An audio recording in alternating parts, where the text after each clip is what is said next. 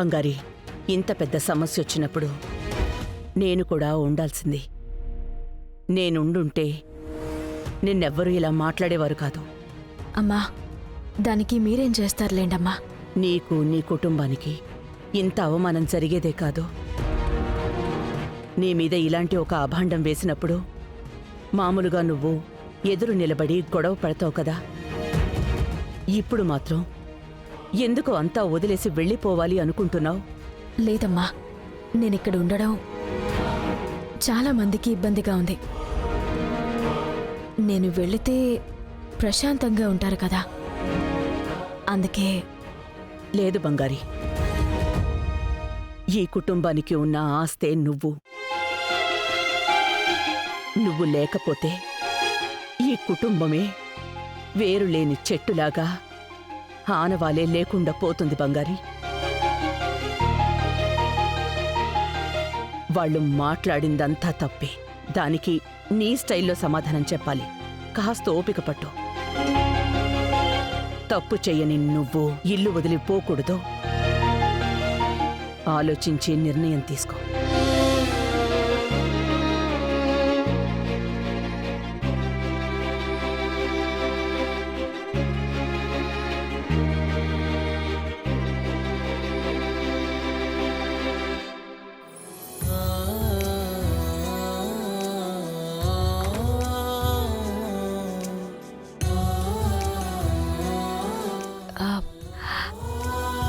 మావయ్య, లేవండి మావయ్య. వెళ్ళిపోయారు. జాగ్రత్త, జాగ్రత్త.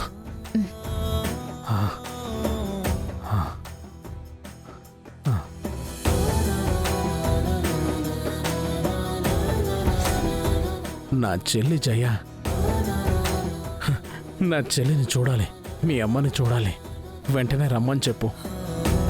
మావయ్య, కాస్త ఓపిక పట్టాలి.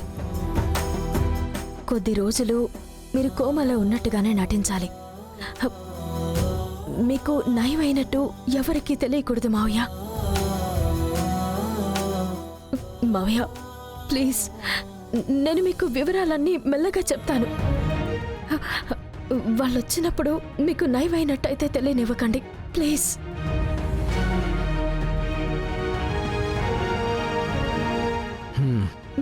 మావయ్య,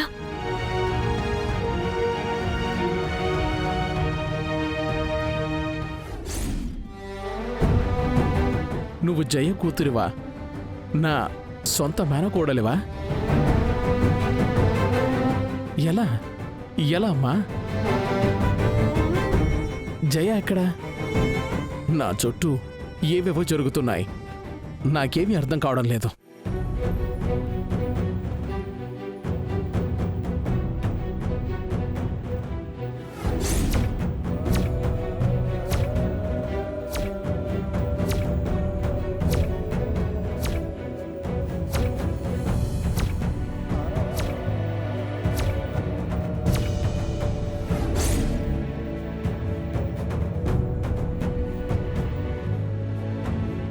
ఏడవకండి మావయ్య. అన్నిటికీ కారణం నేనే.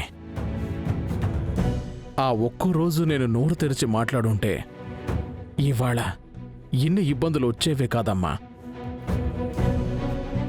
నా చెల్లి నాకు దూరం అయ్యి ఇంత కష్టపడి ఉండదు. తను ఈ ఇంట్లో రాణిలాగా బ్రతికిందమ్మా. తెలుసు మావయ్య, అమ్మ నాకు అన్నీ చెప్పింది. జయ నేను వేరుగా ఉండేవాళ్ళమే కాదు. జయకి ఒక చిన్న చీమ కుట్టినా సరే నేను తట్టుకోలేనమ్మా.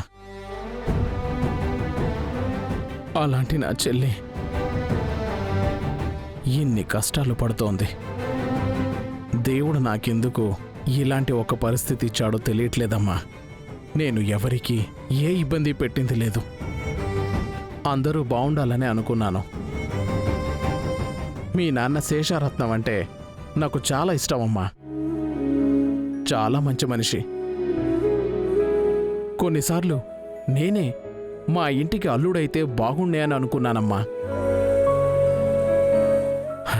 కానీ అమ్మతో మాట్లాడే ధైర్యం నాకెక్కడిది. తప్పంతా జరిగిపోయింది. జరిగిపోయిన దాని గురించి మాట్లాడి ఏం ఉపయోగం లేదు. విధి ఇవాళ నన్ను మీ ఇంటి కోడల్ని చేసింది. జాన్సమ్మ ఎవరి మొహం అయితే చూడకూడదనుకున్నారో ఇవాళ ఆవిడ కూతురే. జాన్సమ్మకి నమ్మిన బంటు స్థానంలో ఉన్నాను. ఏదో అమ్మా అవుట్ హౌస్లో మీకు దగ్గరలోనే ఉంది. ఇదే కదా మావయ్య పెద్ద విషయం. నేను అమ్మతో మాట్లాడితే అమ్మ అర్థం చేసుకుంటుందమ్మా. మన కుటుంబం మళ్ళీ ఒకటవుతుందమ్మా. లేదు మావయ్య, మీ యాక్సిడెంట్ విషయంలో ఏం జరిగింది అని నిజం తెలుసుకోవాలి. అది తెలిస్తే మాత్రమే మన రెండు కుటుంబాలు ఒకటవుతాయి. సరైన ఆధారాలతో పోయి నేను జాన్సమ్మ ముందుకెళ్ళి నిలబడితేనే మమ్మల్ని ఆవిడ ఒప్పుకుంటుంది. లేదంటే చాలా కష్టం మావయ్య. ఈ నిమిషం మీ చెల్లి కూతురు అని జాన్సమ్మకి తెలిస్తే నన్ను జాన్సమ్మ పూర్తిగా ద్వేషిస్తారు. అందుకనే మనం కొంచెం ఓపిక పట్టక తప్పదు. అంతేకాదు మావయ్య, ఈ ఇంట్లోనే మీకు ఆపదుంది.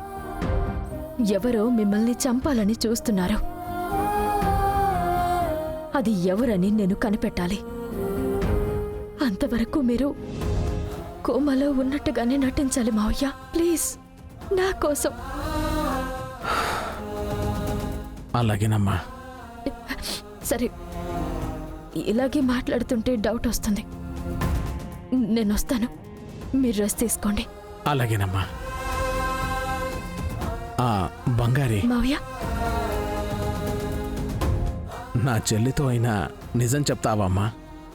నా చెల్లిని నేను చూడాలమ్మా, చూడాలనుంది.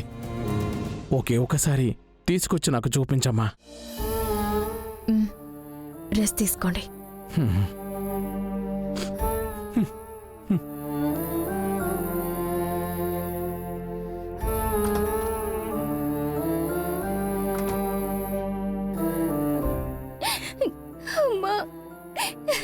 తను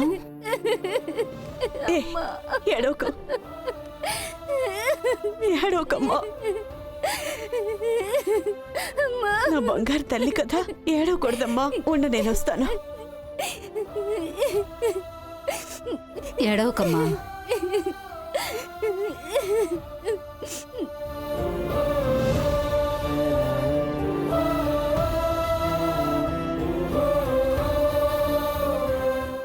తను రామ్మా, మనం వెళ్ళిపోదాం. అమ్మా, బంగారే, చాలు బంగారే, నేను ఇక్కడుండి పోరాడిందంతా చాలు. మేం బయలుదేరతాం. కొంచెం ఓపిక పట్టమ్మా.